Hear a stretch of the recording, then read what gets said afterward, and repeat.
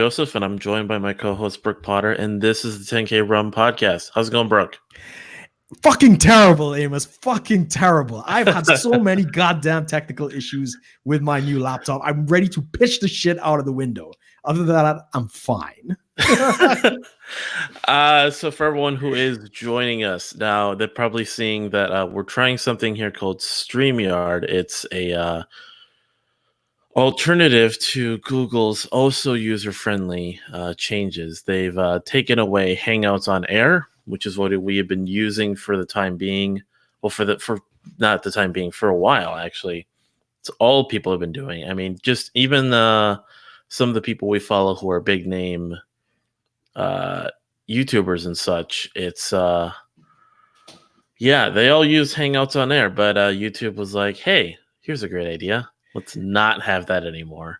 Another way to screw over the YouTube community. Thank you, Google. Oh, for fuck's sake. I don't know. I don't know what we're gonna do, Amos. It's just, they're so against us. We do apologize that of course we've been down for about a week, and here and there. But yeah, we're back onto a more regular schedule. I was just really busy with work, completely drained and tired. Just didn't do the stream. So, but yeah, this is what we're trying for the time being. We're gonna see if there's any other alternatives because this format isn't exactly the best. I mean, it's easy to use, except Brook's laptop problems. God damn it. But it is it does have its there's some problems with it too. I mean, it is a beta, so there is that. Another beta orbiter out there. Jeez, man. Exactly. No, yeah. There's a lot of these companies that are going to be popping up to try to provide alternatives for Google because Google is such a great company. But what else is going on, Brook? Well, I just got back. We have Brian in the chat. Hey, Brian, what's going on, man? I just got back from lunch with two ladies. Some of our listeners may be familiar with them. One is Green Eyes from my Hastings trip, as well as the Lady and Her Plants. And the Lady and Her Plants has been experimenting with, let's just say, exotic mushrooms. Ooh. Yeah, and in fact, she would like to come on the show at some point to kind of share her experience dealing with these things. Oh boy. Yeah. And I mean, her friend wants to come on too. The Green Eyes wants to come on, but they want to come on kind of like and question us because they're having a lot of man trouble and they want to get a man's perspective on what they're doing wrong. I don't know if that's a good idea, but they're definitely putting that out there. So I just came back from that discussion. Yeah, if it's people and if you trust them, I don't mind. I mean, I know we have a propensity for having pretty girls on the show. I know that's kind of our thing. And yeah, these two qualify. The Lady and Her Plants has got some good visuals. Let's just say that. And Green Eyes is easy on the eyes as well. So we could probably make something of it. Yeah, that'd definitely be an interesting show. 4-way conversation. We'll probably have, and you see, the problem is, right, it's bros before hoes at the end of the day, right? So you and I have got to kind of protect the brotherhood to a certain extent. And I mean, for them, it's, camel toes before bros. And it's they're obviously going to take the female perspective on a lot of stuff. I'm not sure how much ground we'll really agree on, but it might make for an interesting show at the end of the day. Yeah, and it's all about having interesting shows. It's all about getting the views. Anything for the views, right? Anything for the views. We are trying to monetize this goddamn channel, man. So if we got to do tits and ass together, I'm all for it, bro. Maybe get some strippers, a couple porn stars. Oh, episode 69, man. It's coming. 69. we got to make up for other people who did not perform for episode 69. So yeah, we got to do better than them. Oh yeah, Glorious House of Gains, episode 69. It was just like nothing really happened. I know, man. Ray Worldwide, disappointing, man. He's supposed to be connected in that area, so yeah, we'll have to see. Do you know any porn stars? Just out of curiosity. No. I The lady mean, in her plants might actually. I could probably talk to her because she works in like she used to work as an erotic photographer, and so there's a lot of burlesque performers and porn stars and porn producers and stuff like that. She might actually used to. Yeah, she's not really into that anymore, but she's still got a Rolodex. It might be into something. Speaking of the Glorious Hustlings podcast, so everyone knows we had a J-Lo or Beard So Strong, one of the guys now who's now a permanent host on the Glorious Hustlings podcast, had him on a few weeks ago, and it's probably it's becoming it's our most downloaded podcast. Not the most viewed, but it's actually most downloaded. So if you look on our podcast stats, it's the most downloaded. If you look at the most viewed, it's still our 4X with Darko Ali episode. Right, on the YouTube, yeah. Right, on YouTube. So yeah, there's different things there, but yeah, his is the most downloaded because I think a big part is because most of the people who are listening to the Glorious House of Gains are listening through the podcasting. Correct. The YouTube streaming is not as isn't getting as much. So and of course Robert Frank 615 has referenced us multiple times. I mean, yeah, it's been when was Body Power again when you went to go see them? Oh my god, that was a couple months ago. I think that was March, April. Might have been April. I can't even remember. Was it April? March or April. Was it May? Was it? Could have been May. I know it was early, like the first quarter of the year. That's about it. So it's a few months away. We're coming to the end of the summer, probably 3 months. But I mean, out of the last however many episodes they've done since then, yes, I think it's been was it episode 54 that they talked about body power? Maybe. Oh, dude, it's been over 10 I've episodes. lost your sound, bro. I've lost your sound. Can you hear me now? Can you hear me? Yeah, I can hear you. I can't hear you. This is weird. I'm gonna leave the studio and come back in. All right. Sorry about that, guys. Having technical issues again. I don't know what's going on. Hold on. But yeah, basically for the Glorious House of Gains podcast, they've been mentioning us for about I'd say a little more than 10. Yeah, a little. So it's been a little over 10 episodes since the Glorious House of Gains has been to the Body Power convention, and Brook was there. And basically, ever since then, they've mentioned us. I'd say the last, like every third, like I'd say 3 out of 4 shows. So 3/4 of those shows that they've done, they've actually mentioned us every time. Let's see here. What's going on here? Yeah. You hear me now, Brook? I can hear you now. Dude, this beta is just a piece of garbage. What were you clicking on? I was just, I was in the chat room and stuff like that, and then all of a sudden it just went dead. That is the weirdest thing. Yeah. Huh. Hope I didn't miss much. No. I was just basically recapping on the fact that because we had the Glorious, ever since Glorious House of Gains crew went to Body Power, I'd say 3/4 of their episodes they've mentioned us at least once in every episode since then, maybe more, like 90%. It's just every other episode I'm listening to it, it's just like, oh yeah, it is pretty cool. It is. So, I mean, being hailed out on the Glorious House of Gains is pretty much the equivalent of Robert Frank being hailed out on the Joe Rogan podcast. Exactly. So I mean, it's kind. I mean, yeah. Oh man, that's living the dream for us, and we might actually. Well, I mean, we have an announcement to make about that. I don't know if you said that while I was out or not. But. No.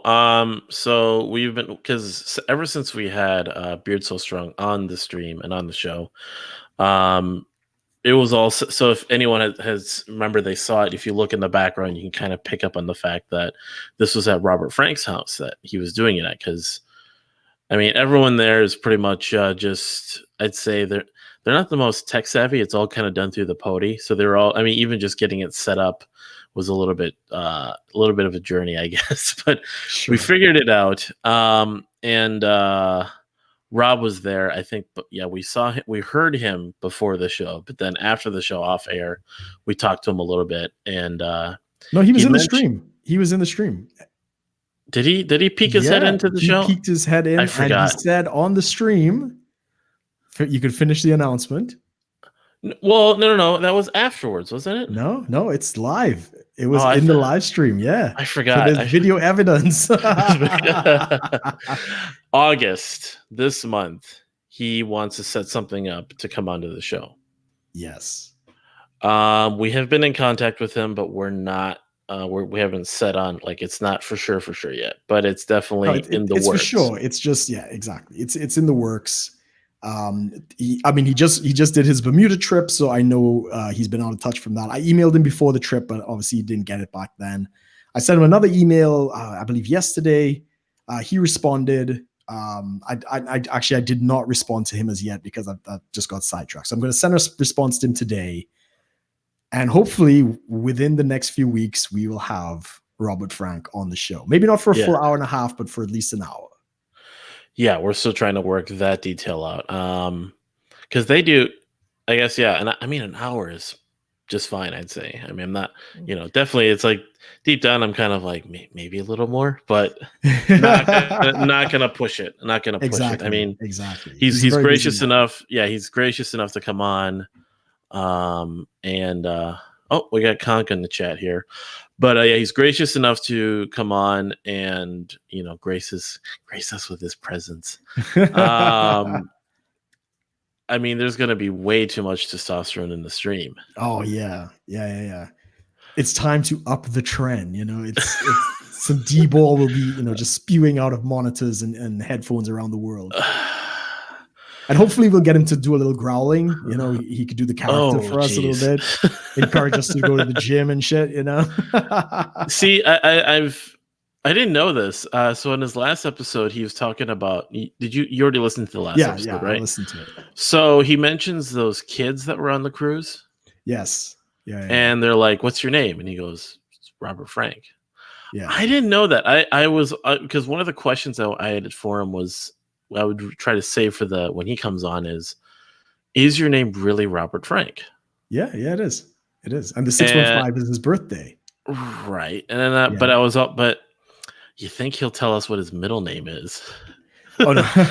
No, I think Robert Frank is his first and middle. We don't have his last name. I think that's it.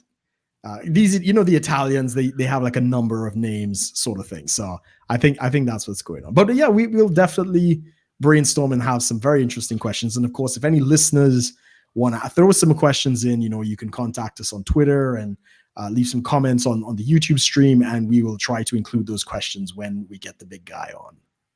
The big guy, yeah. Is like, I'm sure his last name is Macho.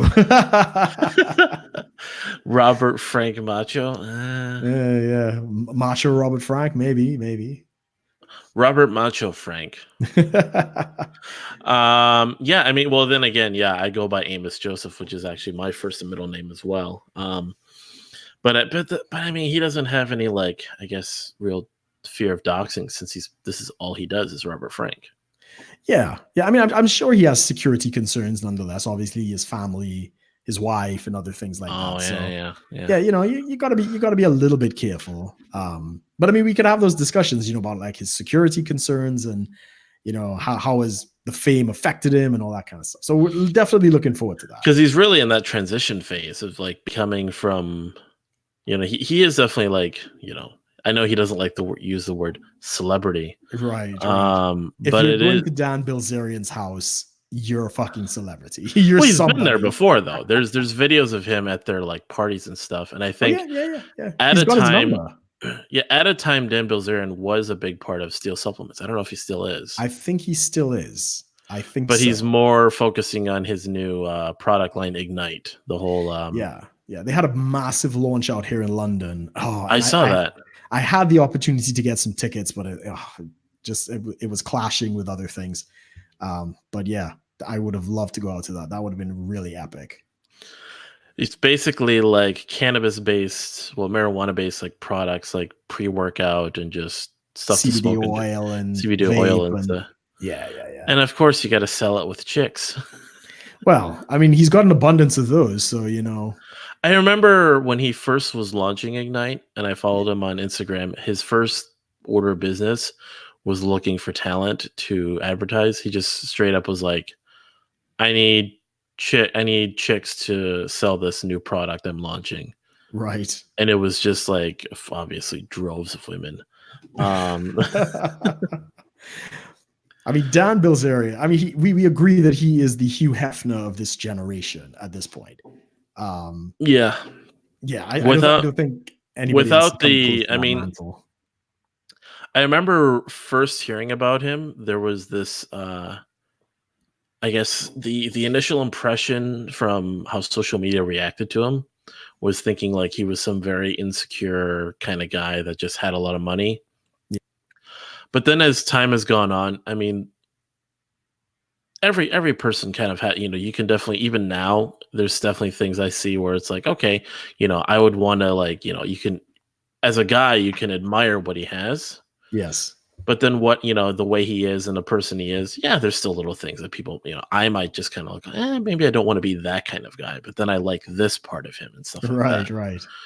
And that was kind of the impression a lot of people got right away, was like, oh, like instantly all the negative, instead of looking at like kind of like the positive, like, there's more, I think people have tried to look into,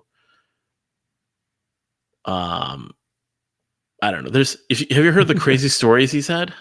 Oh yeah, there are a whole bunch of them on YouTube. I think I've watched them all. Hilarious stuff.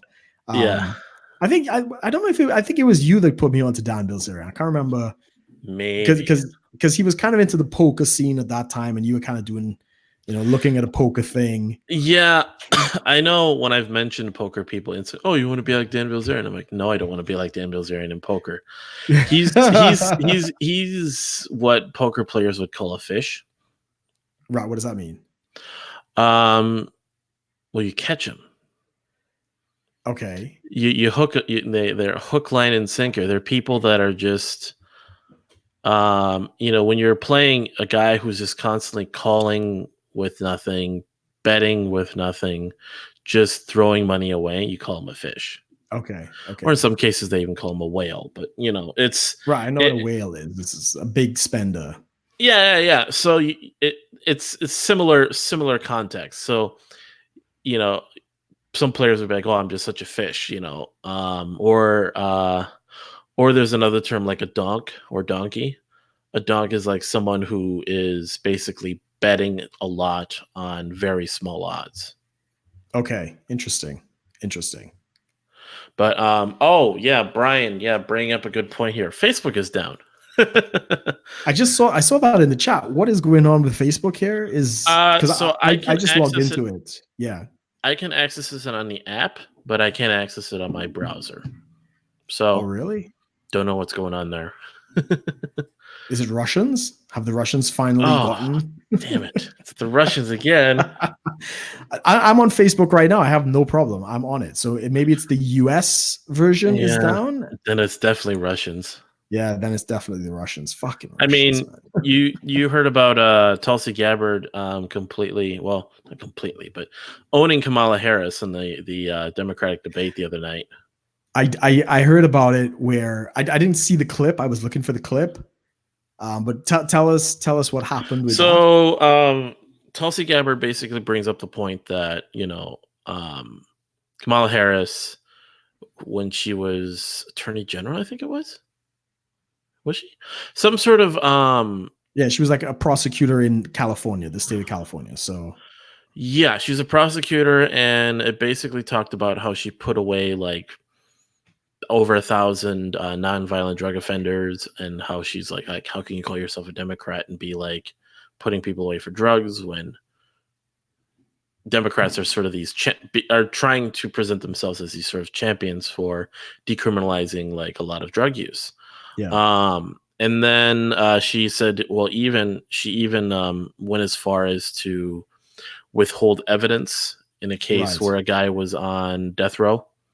Right. Until she was like absolutely like basically almost forced to have to give over the evidence for this person to actually. I don't know exactly if the person like what that case was, but she basically laid down some hard truth about her past, kind of showing her like, she says, and of course, when you're talking about like drug use and all this, like you're laughing about all the people that you put away. Like, so she's I mean, she's been caught with her pants down and like showing her true colors. As a lot of, I'd say, these like sort of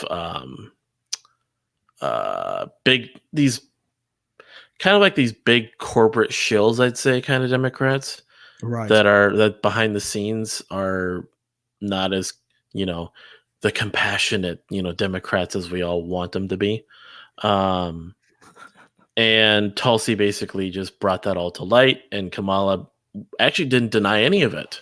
Tried to argue like around it without actually denying anything. She can't. I see. The evidence is like the proof is in the pudding. Like she's had video, footage of her saying things. There's records of her saying doing things. She can't really deny it. So she couldn't deny it, and she didn't. Right. And but tried arguing around it, which actually was worse. And guess what the media said about Tulsi? That she's a Russian agent. Obviously, right? yes, yeah. This whole thing this whole thing. Oh, it's a Russian ploy. Yeah. Because I was watching the Tim Pool video on it this morning before I was heading out, and I saw that clip about how the left is turning against Tulsi and somebody else is kind of calling them out on some bullshit. And I mean, it's the playbook, right? They're claiming they're Russian things, they're Nazis is going to be the next thing, just all the usual name calling nonsense. And I think I didn't listen to the debates, but apparently Obama's record was kind of called into question, and they were kind of saying, well, look, Joe Biden, who is the front runner, right? You deported like 3 million illegal aliens. You're secretly you seem to agree with Trump because you didn't do anything about the deportations, and they're using Obama against the Democrats, which is I mean, that's some fucking 4D chess if ever there was one, right? I mean, who does that? Since when is Obama far right? That's the problem. I memean, Obama is far right, and McCain was moderate. Oh my God, yeah. I was never a major fan of McCain. Oh, I know. But it's just the distorting of like of people's political leanings. It's just everything's everywhere else. Correct. I don't know. Have you ever seen? There's this meme. It's basically they take like the 4 quadrants, the political compass. Oh yeah, I think I know the one you mean. And it's just a bunch of picture of like a bunch of different people. Yeah. And it's so funny because you realize, like, I guess it's fairly accurate, but you start to kind of see like it was like a mixture of like political commentating YouTubers to political candidates, and then of course they throw in the like the Communism Party one in the top left. Yeah, it's just it was funny, but it's like you see this and it's like it's that, but more of a cluster. It's just everyone's everywhere else. I mean, yeah, like you said, Obama is far right now. I mean, realistically, Trump was a Democrat at one point. Yeah, I would agree with that. It's crazy. Bush somehow doesn't seem so bad nowadays. Which one? The first or the second? Second one. Maybe. People still criticize him for the 9/11 and Katrina stuff. Right. But for the most part, but for the most part, people don't really shit on him anymore. I mean, he's far removed. I mean, he's more than 8 years removed. And I have to give props to Bush. That I mean, he got so much shit from the media and everything else. He stayed quiet, even when he was being heavily criticized. Oh, even the whole Trump thing. Yeah, when he was trying to get this, he was just kind of. I mean, he showed up on the news, remained very neutral, and then he shows up to correct. Shows up to the inauguration, just kind of hanging out. Yeah, exactly. I thought he was really. I mean, at the time I liked him over Gore when that was like the 2000 election, the controversial one where I think it was tied, and the Supreme Court sided with Bush on that one. But I actually preferred him, and I think because there was nothing going on in the first year of his presidency until 9/11, and I definitely think he was the best person to be in there for 9/11. I couldn't see Al Gore doing what he did in terms of at the time really rallying the country, uniting the country, and the speech that he gave from the ground zero with the firefighters and stuff like that. Just inspiring. He really was the guy at that time. And at that point, I was like, yeah, I think, this is going to be a good guy. Didn't agree. It was Greenspan. I didn't agree with his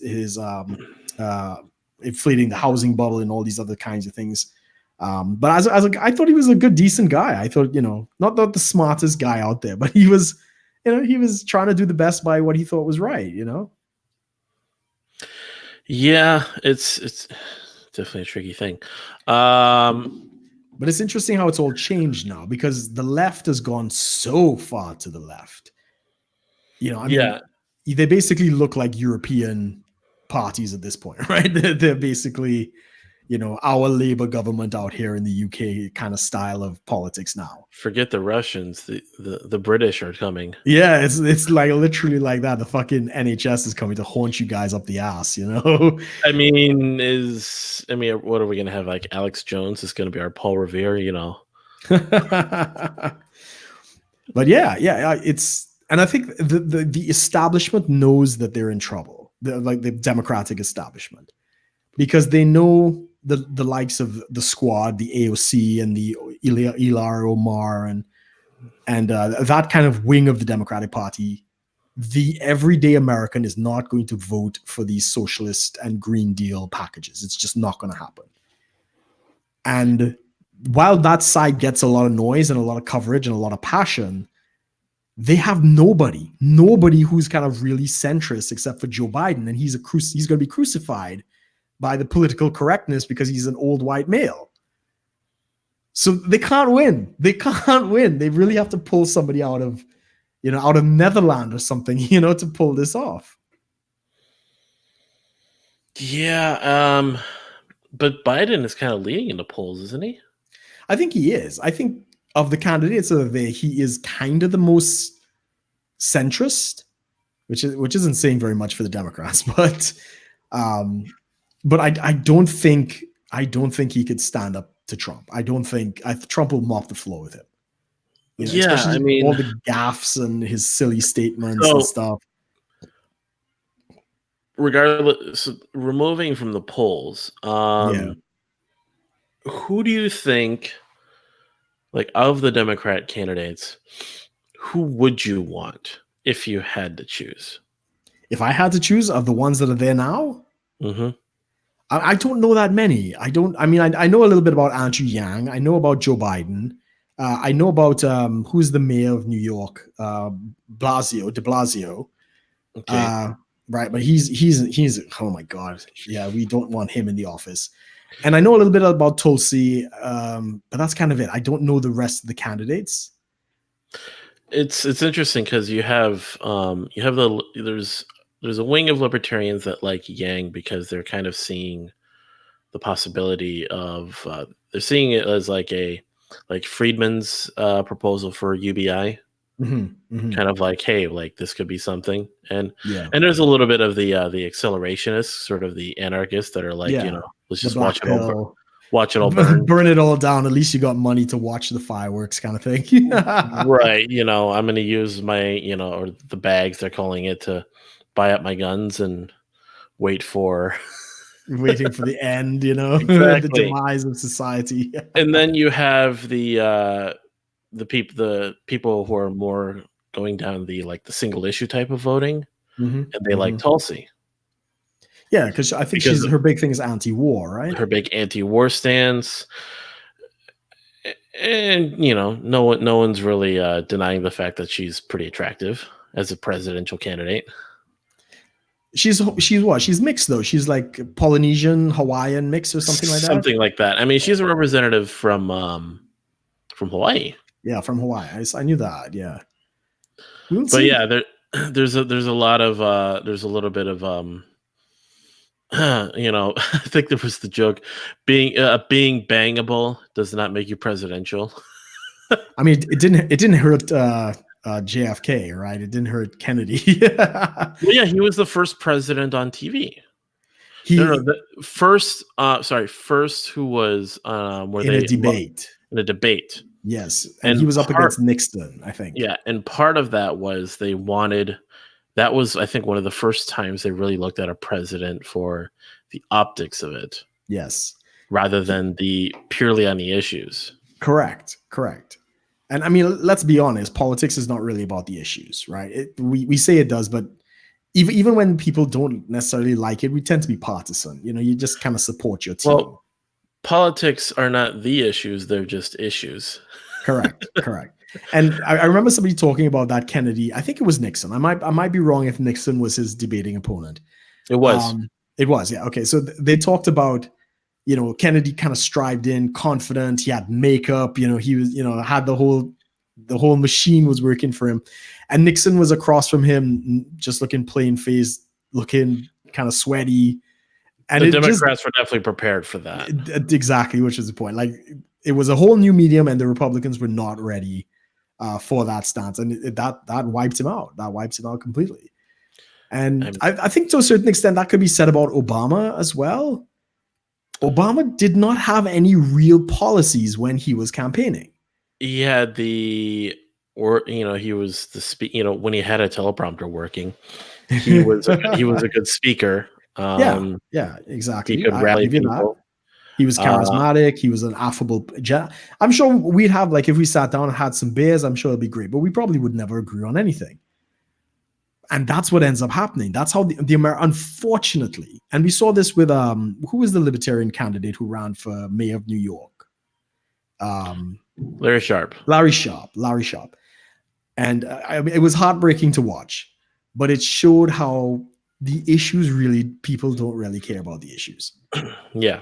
They're tribal, they're going down their party lines. And I thought he was really speaking to the issues. I thought he was really speaking like a very positive campaign. And I think he only got like 4% of the vote or something like that, Very low percentage. Very low percentage. I mean, how he had more national recognition than he had state recognition. Correct. I think he'll probably, if he's smart, he'll pivot and do a presidential run. I think he might do, pretty well. I don't think he'll win it, but I think, it'll be good for him. Not because now the Libertarian presidential candidates are a bit sparse. Yeah, I don't even know.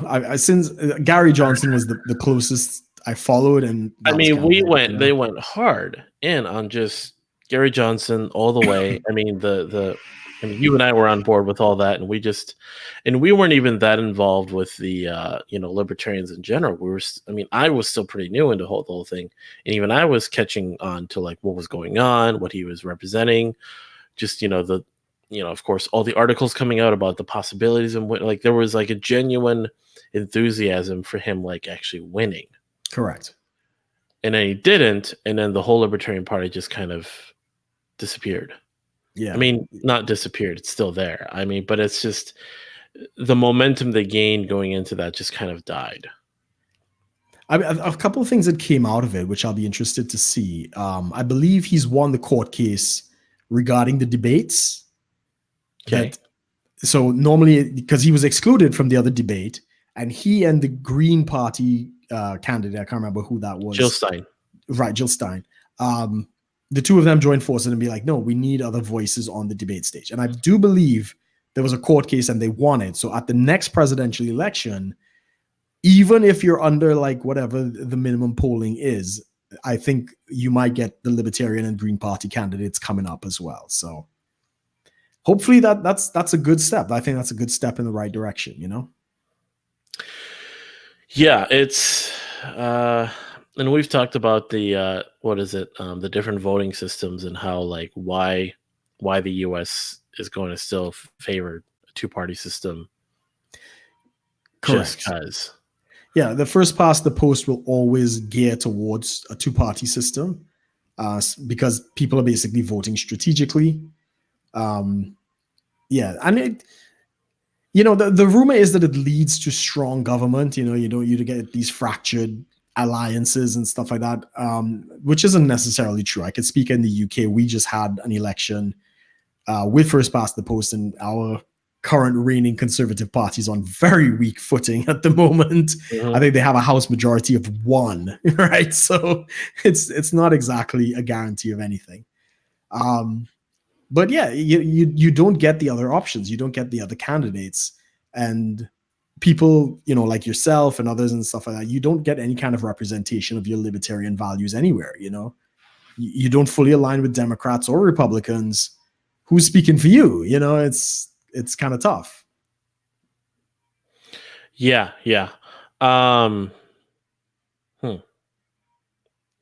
Now, Republicans pretty much have nobody else going, do they? There's somebody who wants to do a primary challenge with Trump. I don't know much about him, and he's going to be quickly, cast out with the baby with the bathwater scenario. Was there something about Bill Weld? It might have been Bill Weld. It might have been, yeah. I think that was him, yeah. Yeah, he might want to do a primary challenge, and that doesn't even begin. That, the horse is dead before it even gets in the stable, sort of thing. He can't even get to the racetrack. Gary Johnson's running mate, who in the end actually said he kind of was favoring Clinton to win in 2016, and then now he ditches the Libertarians and turns Republican. I don't get what's going on there. Like, there was a lot of backlash from the Libertarians that were like, what is he doing? And then here he is, I'm going to take down Trump. Probably not. No, you're not. No, Trump is wise to the game, and he's using the media fantastically well, I have to say. The whole thing with AOC and the squad, and telling them to go back to where they came from, fix your country, and then return and tell us how you did it, kind of thing. Getting the DNC and Nancy Pelosi and all the party to rally around them and basically get those optics of, this is what the Democratic Party is all about, these far left individuals. Masterful stroke, absolute brilliant stroke. And the next thing he did was, I don't know if you know this, but I mean, obviously he's won the court case in the Supreme Court to designate Pentagon funds towards the funding of the wall. So he's getting, I don't know, $2 point something billion. So on top of the billion that has already been spent on it, he's getting there slowly but surely. But then I think he tweeted out something else about the Democrats, and I can't remember what it was. And the media just completely just flocked to that. They just went down that rabbit trail and all this other kind of nonsense, while his wall funding just kind of quietly passed in the background with no protest, nothing. He's wise to the game. It's really interesting to watch. I mean, master of trolling. Not to start saying 4D chess or anything, but yeah. No, I mean, he's done some gaffes. He's definitely fucked up in a couple areas, but with when it comes to the media, it's hook, line, and sinker. That's what I kind of like. I have a hard time with people when I talk about it. It's like, when I start saying, I find him entertaining, I find him to just be, it's funny to watch kind of the tailspin that the media gets himself into. Yes. And you just can't really, you can't deny the fact that every time he says something, it brings up a conversation of something else that actually then steers things away from, there's a little bit of like sleight of hand.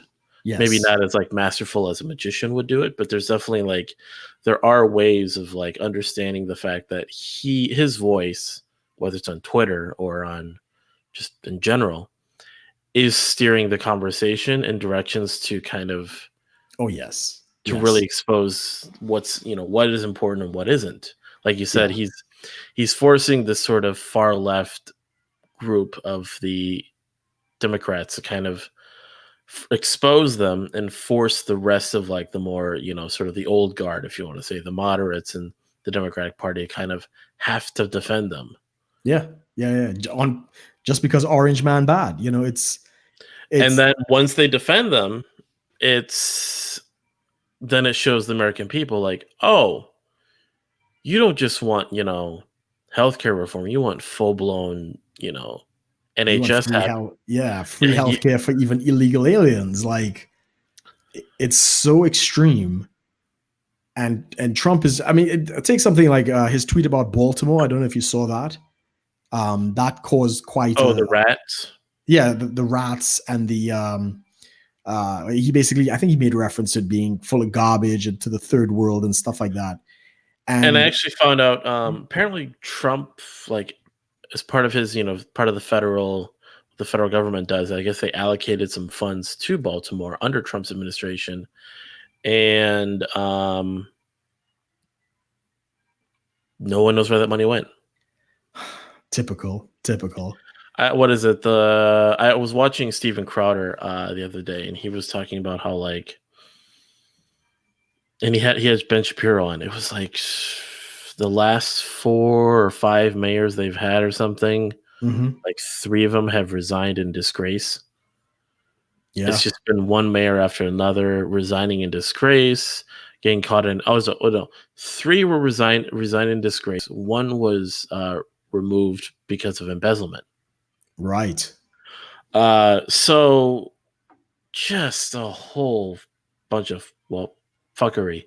Totally agree. And they're trying to lecture how it's, and what was it? The media tried defending Baltimore by saying, "Oh, there's the was it Johns Hopkins is Hospital? there?" Yeah, they're like, "Oh, they got this," and then he's like, "Yeah, that's like comparing Bill Gates and the next homeless man. You're gonna have exactly. media, like the middle is still a lot. Like you have these great. Every city has something great, but you can have the Eiffel Tower completely surrounded with mountains of garbage." Which it kind of is, if I'm honest. Paris is pretty shit right now. Yeah, but I mean that's the thing is it's like if Trump said, Paris has become a shithole compared to the great city it once was, and people flipped out and was like, but and then if somehow they literally had a picture of like a mound of garbage next to a picture of the Eiffel Tower. I mean, it's you're walking. I mean, I haven't been to Paris, but the videos I've seen of it and people who've kind of done the investigation, Paris is pretty bad. And I mean, to be fair, I mean, our friend Brian in the chat is actually making the point that pretty much all of these fully Democrat-run cities, whether it's San Francisco, Detroit, Baltimore, to a certain extent, Washington, D.C., although there's a little more oversight there now. Washington, D.C. was really bad. They've cleaned it up a lot now. But most of them are complete shitholes. Just just homeless, shit, garbage, rats. I mean, how the fuck do you bankrupt Detroit? Detroit used to be one of the richest, wealthiest cities in America back in the 50s and 60s. Something about Shapiro did a whole thing on basically like he called it the hollowing out of like America's major cities. Yeah. Basically, just talking about how a lot of these cities have become, completely Democrat run, and somehow by pumping money into them, into all these programs, into all these ways, it just completely hollows them out. Was it Detroit? Detroit looks like a war zone. Yeah. Chicago is pretty much next. Chicago, then Baltimore. I mean, Brian is throwing out a bunch of things. Chicago, LA, Seattle. Los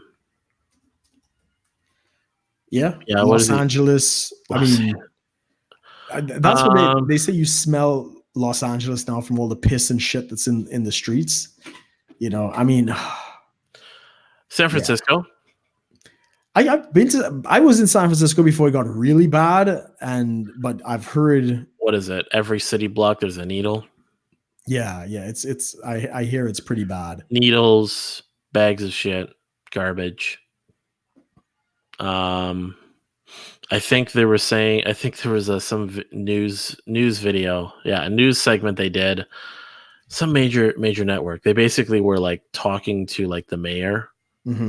Like on the streets, and he's like, acknowledging like, yeah, it's kind of gone to shit kind of thing, while someone in the background is literally shooting up. Oh, really?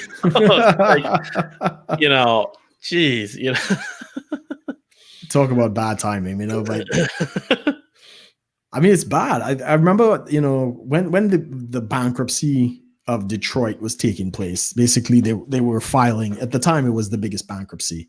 The city was filing bankruptcy? Yeah, the whole municipality was filing for bankruptcy. You can do that? Apparently for, protections from the debts that they have, right? Obama was president, and of course, most people do not understand how the American system works. And everybody's like, oh, we could send money to Afghanistan. Why can't we send money to Detroit? If you set the precedent that the federal government is going to bail out your bad spending, every fucking state is just going to max it out and expect to get bailed out, right? That's the reason it's illegal for the federal government to bail out these states. So when a city declares bankruptcy, what happens? They have to sell off assets. They get bankruptcy protection. So basically all of their creditors are put on hold. And they have to sell off assets and all these other kind of things. They usually cut pension payments. It allows them to break certain agreements with unions and other things. But to the best of my knowledge, I don't think Detroit has even come out of it. I think they're still under those protections. So I don't know. I don't know what the end result of this is going to be. What if the U.S. government declared bankruptcy? Oh no. If the U.S. government defaulted on its debt, that is the end of the world. I'm genuinely curious though, like just as a matter of like just the practical sense, like what would actually happen if the U.S. government defaulted? If the U.S. government defaulted and couldn't pay its debts, are there laws in place to prepare that? Some sort of international laws or ways. We've seen it before, right? Venezuela has a great reputation of not paying off their debt. Brazil has done it a couple times. Greece has done it a couple times, and that's what ends up happening. Your rating goes down the toilet. Your currency turns into toilet paper. And nobody wants to trade with you because they don't know, whether you're going to be able to honor your obligations. And because the United States is kind of seen as the reserve currency of the world, if that were to ever happen, it would be the end of the world, because every economy in the world would take a massive hit. That's how important. Now, it could never actually happen because you'll print your own money. So, okay, you owe like $2.5 trillion to China or whatever. You could just stamp a coin, 2.5 trillion, and fucking send it over. Doubling the money supply, but technically, that's how it could be done. You're saying it can't happen? I'm saying you really can't default. But if they just stamped a coin and basically say, right, this is a $2 trillion coin, and you hand that to China, the inflation effects and everything else would be disastrous. It would just be, you cut the value. Delaying the problem. It's not even that. It would be an instantaneous collapse of the currency, right? The minute you start printing money, you're in trouble. So the currency, because Mr. Trader here. Yeah. I'm genuinely curious, what, I guess, to walk down like a hypothetical scenario of the U.S.'s economy or its currency collapsing. Like, what are some of the things, like, because if it's just the currency, okay, if the currency collapses, what happens to people? Like, does the military step in? What happens to civilians? It's not like my power is just going to shut down. No. We've seen it. You look at what happened when Argentina defaulted.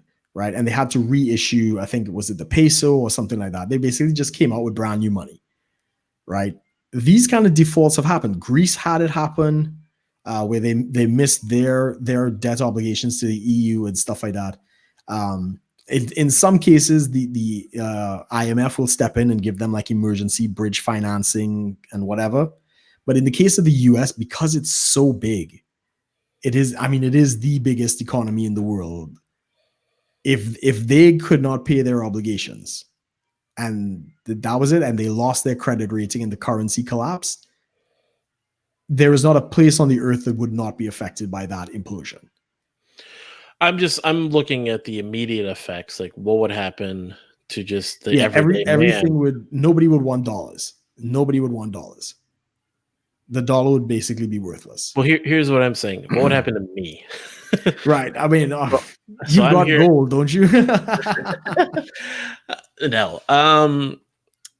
If I did, I wouldn't tell you. No, I'm just kidding. No. So I'm here in Minnesota, and small. Where I am, this small town. And if something went down, like what would like, would I feel it? Would my bank, shut down? Would my money Oh not be yeah, able? yeah, definitely. All banks would probably shut down, not allow me to withdraw any money. Yeah, there'd be more than likely there'll be a run on the banks, and that would cause a collapse of the banking system in People the would start U.S. rushing grocery stores to take all the food. Probably be some looting. Possibly. Yeah, it would be I mean, bad. It would be the, really the, bad. the panic of the currency collapsing is probably going to be pretty immediate. Yeah, everything would be more expensive. You'd probably have to barter for things. But there's no way on the world that would not be affected by that, because the U.S. is such a big economy, and their Switzerland? tentacles are all over the world. No, even in Switzerland, because of the banking sector, it's a lot of U.S. currency, a lot of U.S. money that flies through, even through Europe and stuff like that. You don't think there'd be any country that it wouldn't affect? No, or at least where it'd be so minimal that it would just be like an inconvenience rather than a full. I don't know, maybe somewhere like Afghanistan or something, like, they really can't get any worse, kind of thing. Could you imagine people running to Afghanistan to avoid this crisis? Yeah, it would be, because I mean, we look at what happened in 2008 when the housing crisis took place in the US, right? That had worldwide catastrophic ramifications, right? Entire nations, had to like nationalize their banking system, and the flow of global credit basically came to a halt. Nobody wanted to lend money to anybody because you didn't know who had bad assets and who was holding toxic loans, and the whole financial system came to a freeze globally. And that is just a portion of what would happen if the US government could not pay its debts. The two main countries that'd be hit the worst would probably just be Mexico and Canada, right? No, China. Oh no, China is heavily, heavily dependent on the United States. Canada, yes. Mexico, yes. But you're talking about the two biggest economies are so intertwined. One goes down, the other goes down. That's it. There's no global economy left. So if China actually went down, it hit pretty hard too.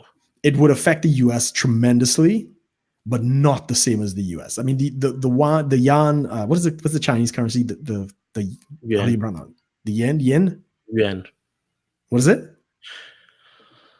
You would say yuan, but it's in Chinese it's yuan. Yuan. Okay.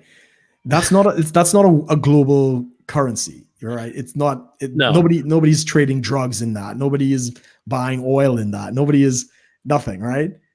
None of the other global currencies are compared against the Chinese yen. What is it? Yen, whatever. What the fuck it is, right? Chinese money. The Chinese money, right? But all of those currencies are pegged against the US dollar, right? Every one of them. Every major commodity, gold, silver, oil, platinum, cocoa beans, pork bellies, all of them are denominated in US dollars. So it's just, yeah. If the US dollar lost strength, I mean, even the country of Panama, they don't even have a currency of their own. They are entirely flooded with US dollars. Right. I know. Actually, yeah, I remember that. Yeah. So, Brian, the NT is actually Taiwan's money. New Taiwan dollars, NTD, but we go by NT. Yuan is China's. Or I mean, it's funny. In Chinese, the official name of China's currency is the People's Coin. Right. Very socialist. Exactly. Oh, really? Yeah. I think 1 NT. What is it? It's like it's a very close. It's like a few NT is like one. In Chinese, we call it renminbi. It literally means just people's coin.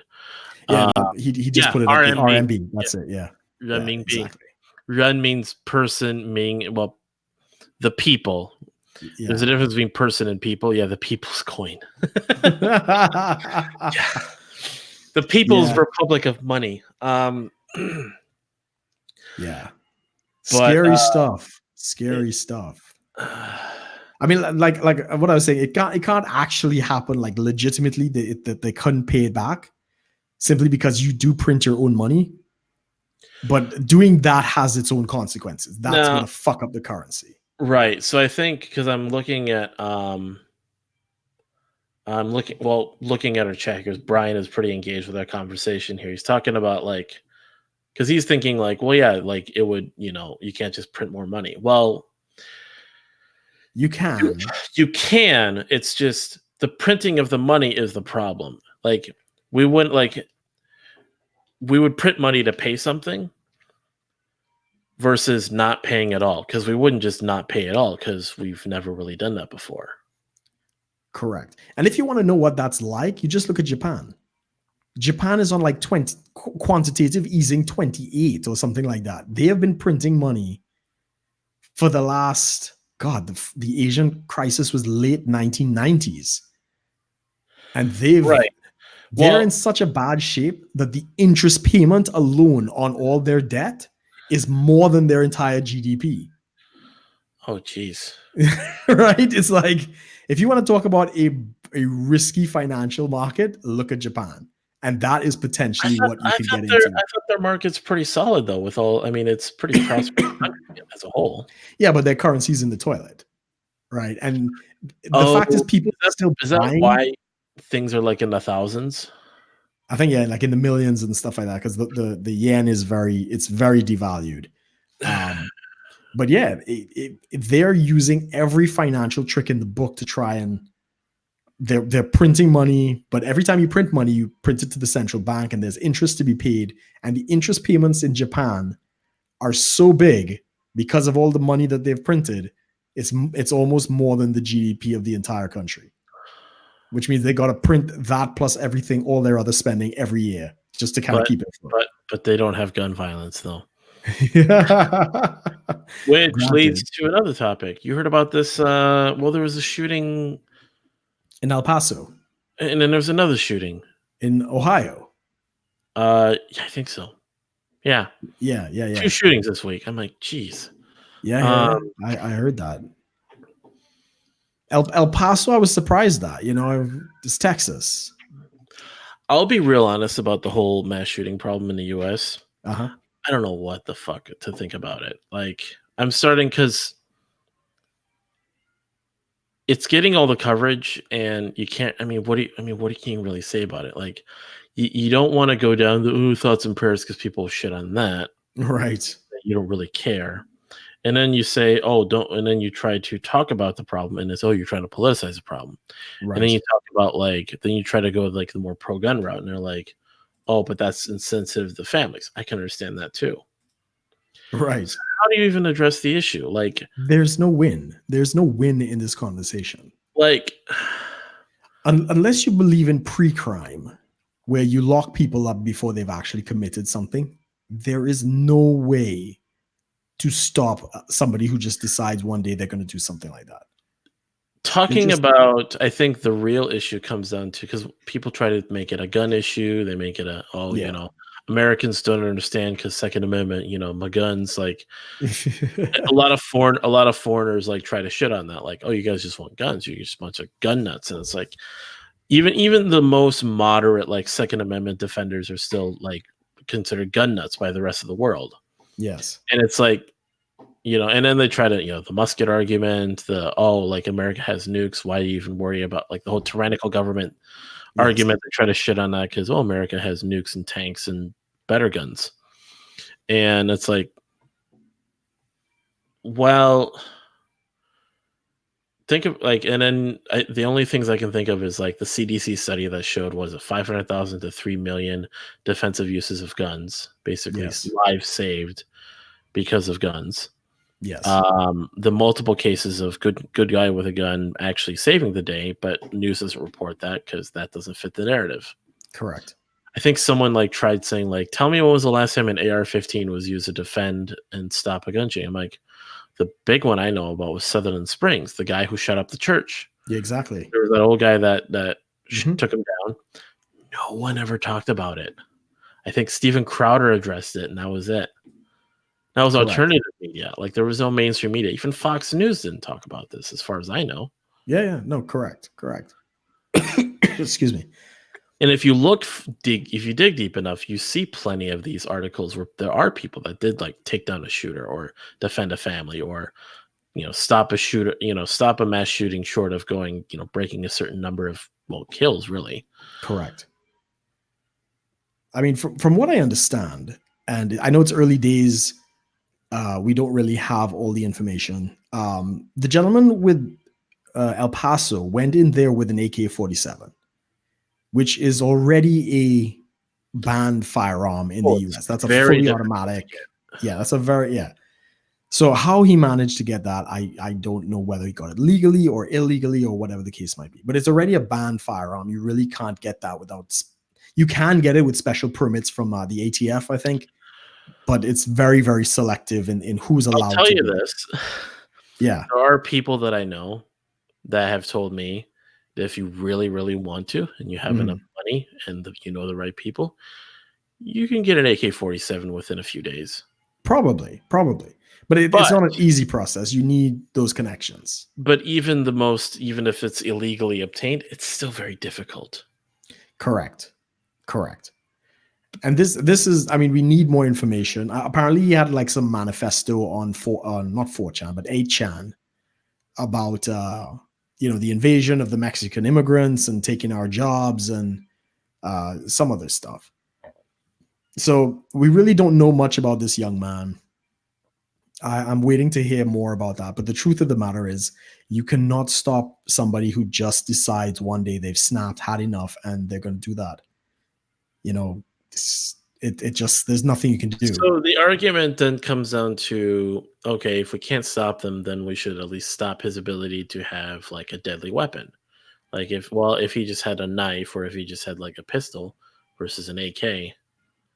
Well, I mean, that's the argument why they're trying to limit, the size of the cartridges, try to limit the amount of rounds and no automatic weapons and stuff like that. That's supposed to address that. But all of that's already on the books, right? And no bump stock and all of that is the thinking. But to be fair, we have mass stabbings in the UK all the time, right? It's like your guys' crime statistics rivaled our own. Yeah, well, not the entire country, but we rivaled New York in terms of like knife crime and stabbings and stuff like that, right? Yeah. I mean, it's ridiculous out here. So, we don't have gun crime. Yeah, great, but we got mass stabbings. It's not much better. Acid attacks and I mean, China is the capital of mass stabbings, apparently. And I think it's like some big numbers to boot. So, yeah, it's 6 of one, half a dozen of the other. It's really, people are violent and they're going to find a way. I mean, London has all those butter knife crimes, Yeah. And all those little plastic scissors that kids use in kindergarten are violent weapons now. You have that shit in your car, you're going to jail. Yeah, I'm serious. Like the Essex, well, maybe not the Essex, but some police station posted, "Oh, we're so glad we got these violent weapons off the streets," and it's a fucking butter knife and like a kindergarten scissors. I wish I was joking. No, I know. That's the ridiculousness. And I'm all for self-defense. I know it's tragic. And what's really fucked up about the coverage of these mass shootings? There have been 2 other mass shootings that took place, right? There was a lady who shot up the YouTube office a couple of years ago. Nobody looked into that.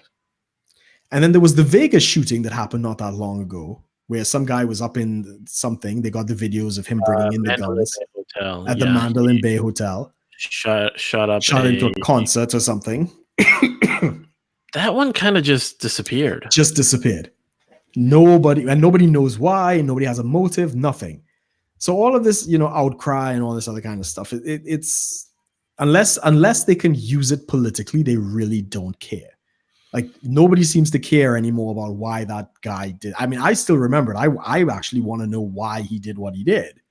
So I actually enjoy when there's like a manifesto or there's some kind of thing. But that's it. Nobody really cares about it unless it suits a political narrative, and that's the bullshit. I mean, the first thing I saw about one of the shooters in the last couple of days here was people instantly 21-year-old white male. That doesn't say anything. Well, the narrative. Right. Yeah, of course. White male, young white male, And then of course they had a picture of him. So they're probably there's multiple narratives you're pushing. You're pushing white, you're pushing male, you're pushing young, and then of course the way he looked, they're probably going to push some sort of MGTOW or incel thing too. Even with that, I can get that message. Fine. You want to go down that road? Fine. Right.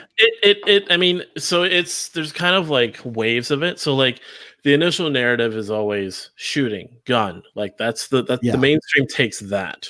Yes. And then as you move out to like all certain other like smaller media outlets, they start tackling issues like white and male. Yes. And then as you move out to certain other fringe ones, like maybe more like feminist type of articles, then it starts turning into incel MGTOW. And then you go further on, it might, somewhere in between, you might hit on like political leanings and such. But so there's sort of layers to the narrative, and correct. People basically they pick the ones they want. The mainstream usually tackles like the more of the mainstream political issues like gun violence. Correct. And as you move to the more of the fringe of what is predominantly the left dominating the media, you get more and more like specific type of like, alt-right, white, male, age, look, did the guy look like, I think I saw some picture. He was like young guy, kind of a scrawny looking guy, wore glasses, probably not with many women, and they want to tackle that, Yeah, I don't mind the incels angle on that at all. I don't mind the incel MGTOW thing if that's the case. I don't mind the fatherless issue either. Most of these shooters have been, products of single moms. So I don't mind digging into more details on those types of things. But then, as I say, the people pick the political narrative they want. So one of the mass shootings and stuff like that, I think the guy was like a Bernie supporter. And everybody, again, the left not wanting to acknowledge their own issues, just focused on the white male. But they never got into the fact that he was like a card-carrying Democrat when he shot up whatever it was. Yeah, so, I think. Brian brought up the YouTube thing because she was a woman and she was a leftist. Correct. So that doesn't fit the narrative, so you don't talk about it. Correct. No. I mean, this is the culture that we live in. I don't know how long the American people are really going to put up with that. I mean, like out here in the UK, people are not listening to mainstream media unless you're really stupid. But right, I mean, the BBC, because we have to pay a TV license, right? And anybody who doesn't know, in the UK, we spend about £180. That's like maybe $230 US every year for the right to watch live television, either on the TV, on the computer, on your phone, and not even just the BBC, any live TV, even their competitors, we need to pay that fee, right? Right. And people are getting rid of that every day because live television, especially the news, the BBC, and the just clear bias and bullshit that they're pushing down people's throats, people are done with it, and they're just watching Netflix and Amazon Prime. Right. Now, What's more expensive, a TV license or a butter knife license? Well, one is impossible. You cannot. Porn pass. What a porn pass? How much is a porn pass? Oh, that legislation thankfully has been tabled indefinitely because that is a fuck up that the conservatives got into and they knew it. So they're kind of glad was there a proposal for how much though? It was like 18 pounds, like $23, $24. Because of course, I was going to say, of course, it's 18 pounds. Then it's not a minor. Yeah, exactly. There you go. That thankfully has been put on indefinite hold, so that's a good thing. But we are unable to get a license unless it's, well, definitely not for a butter knife. But any kind of gun license, it has to be for sport. You have to be part of a registered club. You have to be, or even for hunting, you have to show that you're a farmer. It is very complicated. And they're trying to make it harder for virtue signaling's sake. Already people don't have guns out here. Our criminals have, big machetes and other things. But they're trying to make it harder because of, my reasons and, my virtue signaling and all that shit. So you can't even get a license for a butter knife. In fact, when you go to the stores like IKEA and all these like domestic places, You can't buy everyday kitchen knives without being 18 years and over. There's a little sticker, not to be sold to people under 18 years. How fucking ridiculous is that? I can go buy a steak knife right now. I know. I mean, I bought my steak knives on Amazon before all of this lunacy came in, but I probably would have been asked for ID if I did it now. But they're all safely stowed away in your padlocked kitchen drawer, right? I think they're currently sitting in the draining board, to be honest. But yeah, that's the level of insanity out here. And to be fair, I would choose the American system over the British system any day. Yeah. I would take like the Swiss, for instance. Everybody's armed, right? And it's only now that the EU is trying to put pressure on them to kind of revoke their, I don't know what amendment it is, but their self-defense laws. The EU's trying to force this stuff on them. Switzerland is actually fighting back pretty aggressively, and they're like, okay, well, fuck you then. We're not going to play along. What is it? Half the country is armed? At least more than half, because everybody does some form of national service, and you get to keep your rifle, right? But I mean, it has to be stored properly. You can't keep it loaded and all that kind of stuff. But the population is the army. That's one thing people tried to like kind of poke at, to like, oh yeah, but look at Switzerland, like they have all these guns, but how come they don't have gun violence that the U.S. is? I'm like, I think it's national service has a big part of it. National service, but the U.S. wouldn't have that. Like we just no. That's a very European thing. Like they actually want to bring it out here in the UK as well. Yeah, national service, but then there's the other topic of what is really good, I think, is bringing back gun safety into schools. Sure. I'm all for education on firearms. But the left doesn't like that either. Yeah, they kind of want to go the hard no gun period. Like that's the logical end of their argument is just no guns. Like because they want to try, we're not trying to dismantle the Second Amendment. Like, we're not trying to take away your guns. We just don't want the crazy people to have them. Well, define crazy people. Exactly. And then, of course, you brought in a good point, the pre-crime thing. Yeah. So you just take guns away from who you perceive to be crazy. Well, who decides who's crazy? Correct. Who's power? I mean, one administration, the right-wingers, the conservatives want to take it away from the gays. Not literally, but I mean, I know, they want to take it away from, what they like the morally or the just deviant, the deviants. And then the right, then the left takes over it. Now they want to take it away from like rednecks who live, 300 miles away from the nearest town. Yeah. Aren't going to shoot anyone except themselves, which is their own problem. It's all subjective bullshit. No, I agree. Which is why the Second Amendment was meant to just be, as it literally says, shall not be infringed. Correct. Everyone. And that's it. I mean, and that is very much the Swiss attitude, right? I mean, Switzerland, I don't think has been involved in any major conflict for at least a couple hundred years. They're kind of isolated because of the mountains and other things, and every tunnel access to Switzerland is rigged with explosives. In the event of any kind of something, they blow the tunnels, and the mountain ridges are basically act like their defense wall. What? But beyond, that's a fact. That's a fact. But beyond that, every citizen, national service, and every citizen is armed. Now, again, there's a very strong cultural element to that as well, in terms of Swiss identity and all these other types of things. So there are a lot of factors that play into that keep the crime as low as it does. But the EU is trying to strong arm them right now. So there's a fight coming with Switzerland. Switzerland isn't in the EU, but they're part of like the economic zone, and they comply with most of the agreements with the EU and the European Court of Justice and a few other things. But it looks like there's a fight. War, What's that? The Swiss EU war. Yeah, it's possible. It's very possible. Yeah, we'll see what happens. Most of the populace just hide in the mountains and take out any soldiers from the EU. Yeah, no, I mean, like the Swiss don't play around, like really and truly. When they were forced to take a number of migrants, for instance, and of course, there's some migrant children, and part of Swiss culture is everybody has to learn how to swim.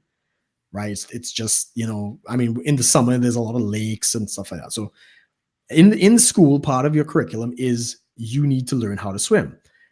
And of course, it's not segregated, right? So it's not boys and girls kind of thing. Everybody's together.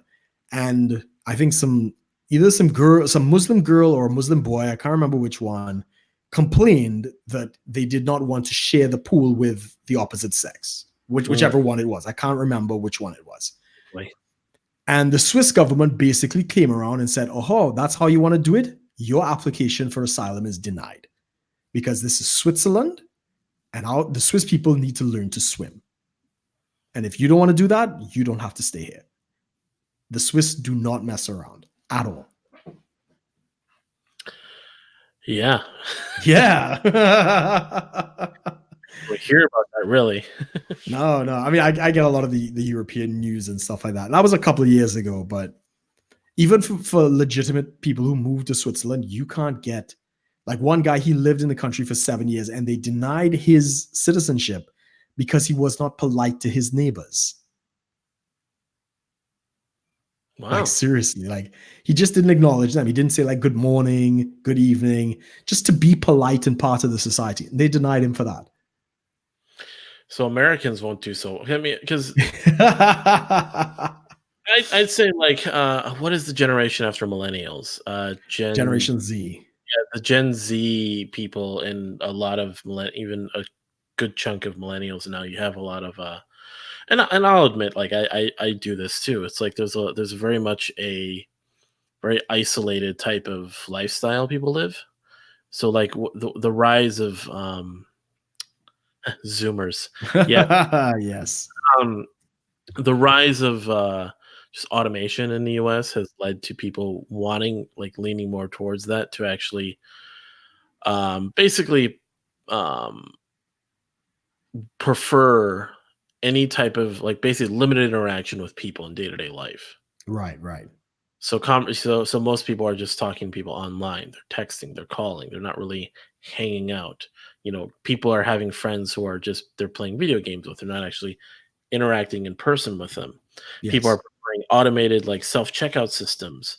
You know, when they go to a fast food restaurant, they prefer using the kiosk than to talking to someone. They just want to limit interaction. I admit, I go to a Walmart, I'm going to the self-checkout. It's usually faster too if you do self-checkout. Yeah. Yeah, it'll be a full, you know, it'll be a Friday night, you know, busy as hell. They'll have 2 registers open and 15 self-checkouts open. Yeah.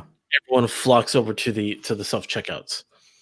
And it's I mean, one part is convenience, another part is the sort of the change in social norms, really.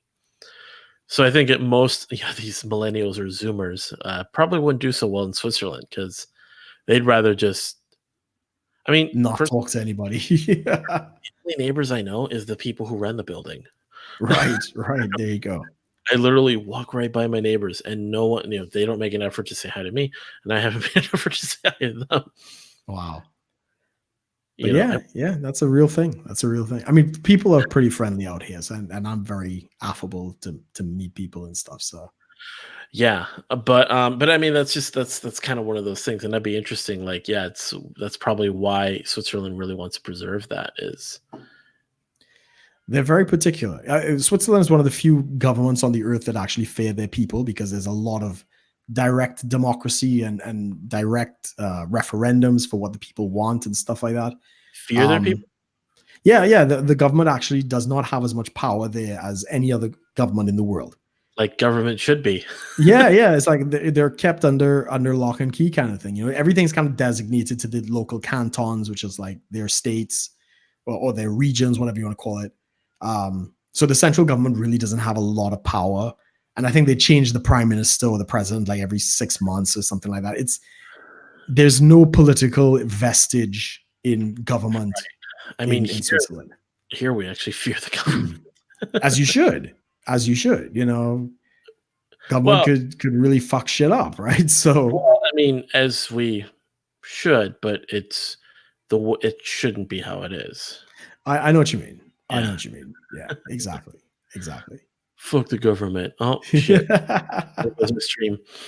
Yeah. I mean, I couldn't say that out here. You know, the police will come and ask me if I have a fuck the government license or something. You know.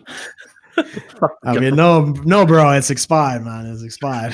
I was on my way to renew it. 50 pounds a year. Fuck the government license. I mean, so it's so great. Like I went out to there's one place in England that is supposed to guarantee free speech, and it's called Speaker's Corner. And it's right. Yeah, it's this one spot in Hyde Park. You know, and I mean, you have some, you know, you got some radical imams that come there. You got, you know, some communist agitators, all types of people. And me and a couple of the guys from the Libertarian Party went out there. It was like a small gathering of us, maybe 7 of us, not even like a good portion. And this is Speaker's Corner. You have the right to speak. We had 2 flags up for the Libertarian Party, and 2 police officers came by and they said, well, we were told about a political gathering here and all this other kinds of stuff. You know, is this it? Right? Just like 7 of us. But just the idea of libertarian, where the government is not on your back raping you up the ass every minute, is considered an extreme position in the UK. I mean, they didn't stop you though, right? No, they couldn't legally stop us. They hung around. They just came up to confirm, like, is it? Okay. Yeah, cool. yeah. They is this the gathering and whatever? And they said, you know, we're not here to cause any trouble. We were told to come down and whatever. I mean, I don't know who called for like 7 people and made that an issue, but whatever. And they followed us. Like we went to walk to join a Brexit a rally, and they followed us right out of the park for a couple blocks up to, I think, what at the time Victoria bus station, and then they disappeared. We walked with the flags straight to the rally and stuff like that. Mm-hmm. But the libertarianism, and our former PM Theresa May actually stood up in the House of Commons, which is our Congress, right? So she's in Parliament, and she made a statement about how it's time to reject the extremes of, you know, the far right and libertarianism and something else. And she literally called libertarianism like an extreme ideology. Oh, so extreme. No, it's like seriously. So I mean, and I was actually very concerned, because if this is now the new criteria for hate crime, or, you know, whatever ridiculous nanny state propaganda that they're going to try and push out as a result of this, I'm in real fucking trouble, right? So yeah, that's the level of insanity. Libertarianism is basically seen as extremism. Yeah. Yes, Brian. Our new guy, he says he's libertarian. We shall see. Boris Johnson, he's like Trump light. Boy. We shall see. He's very funny. I'm seeing some funny memes about him. Boris is very funny. He's a very clever guy. I mean, anyone named Boris, I think, is just funny. Like he's had so many scandals. He made a comment about how women in the burqa, you know, the head covering and stuff, they look like trash cans and letterboxes. And I mean, this is it, right? So he makes these comments, and then all of a sudden, you know, the left, well, the Labour on our side starts screaming, "Oh, that's a hate crime, that's Islamophobia," and the police actually investigated him. And all of a sudden, a whole bunch of media flocks to Boris's house, trying to get a statement, and he comes out and he gives them tea. It's like, "Would you like a cup of tea?" And everyone's like, "Boris, what do you think about the comments that you made? Would you like a cup of tea? I know it's cold out here. Do you want a cup of tea?" And that's all he said for the whole thing. Oh, it was great. It was great. He really knows how to play the media. So I'm hopeful that he'll get some stuff done. Imagine him meeting up with Trump. That's going to be really something. I think they'll get along well. I think because Trump said about Theresa May that he didn't particularly get along with her. She was kind of like that nagging teacher lecturing him all the time, sort of thing. Like, "Come on, Trumpy, you know, that's not a good thing to do." And he's not going to take to that. I think he'll get along much better with Boris. Real quick before we wrap up, though, Brian's asking about Boris Island. I don't know about this. Boris, is that the airport plan? I'm not sure, Brian, if you want to expand on that a little bit. I don't know too much about that. Oh, At least in what you mean by that. I mean, Boris has had some interesting failures as well.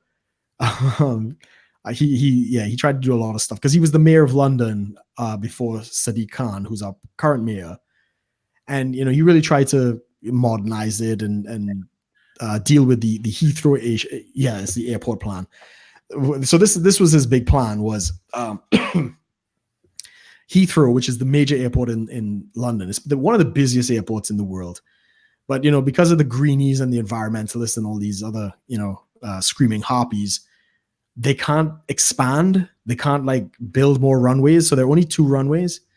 And the environmental lobby, of course, is, screaming up in arms. And they have to stop flights at 10 p.m. because the residents have so much power. They could shut down the airport for noise pollution.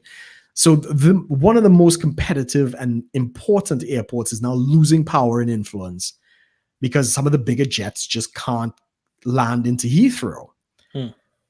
So one of Boris's ideas was there's basically to the west of London, there's kind of like swamp land and marshland off the Thames, which is the big river that goes out to the water and stuff like that.